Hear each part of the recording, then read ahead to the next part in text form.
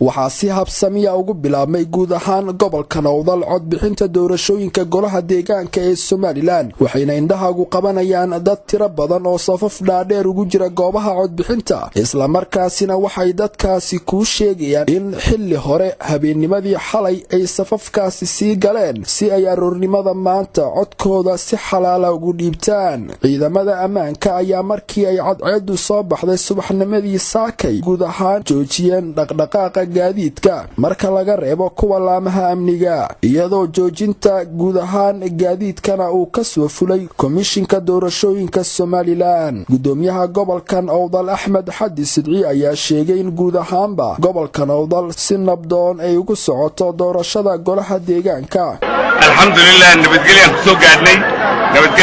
gaadnay ilaahay baa mahadale maantana halkaas ka codayna wanaga codad bixinayna gudoomiyaha komishinka doorashooyinka Somaliland ee gobolka Nowdal Cabdirashiid Xirsi ayaa saxaafadda isaguna waxa ugu warbixiyay sida ay doorashada golaha deegaanka ay ugu dhacday guud ahaan gobolkan alxamdulillah gobolka oo ka kooban 4 degmo oo waaweyn sida Macasbado Goorma Baki Muhaya Zaylac oo hadda la wada xiriiray goobaha dhamaansi nabadgelyo u furan Axmed Muumin Said oo ah gudoomiye ku-xigeenka koowaad ee urur siyaasadeedka wadani oo codkiisa ka dhiibtay gudaha magaalada Boorama ayaa waxa uu ka shanqariyay sida ururkiisa wadani uu arko qaabka ay doorashadu u socoto si fiican u socota iyana awdan wax leeyahay si nabadgelyo oo wanaagsan loo codeeyo Suldaan Cabdiraxmaan Jaamac Dawal iyo qaar ka mid ah dadkii ka codeeyay gudaha Boorama ayaa waxay cabireen dareenkooda maanta ninka ugu cod badan ama ugu wanaagsan waa ninka leh safkiisa haysta waa ninka ummadda ilaaliya waa ninka dadka iyo dalka ilaaliya si wanaagsan oo nabadgelyo ku jirta oo codeeyo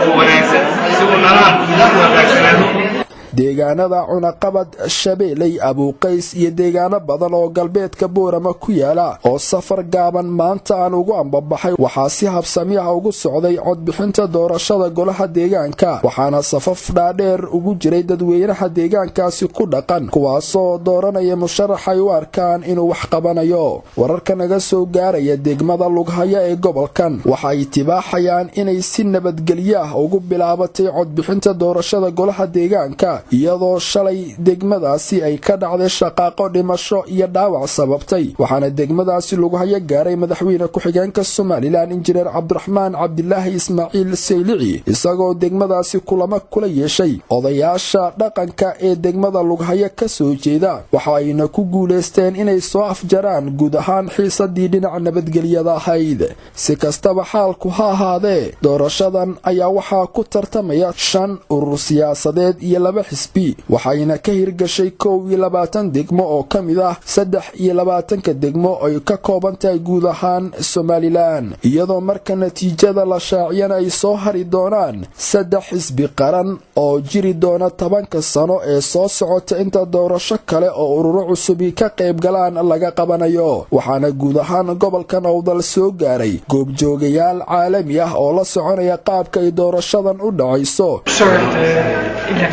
We hope everything will be perfect. Thank you.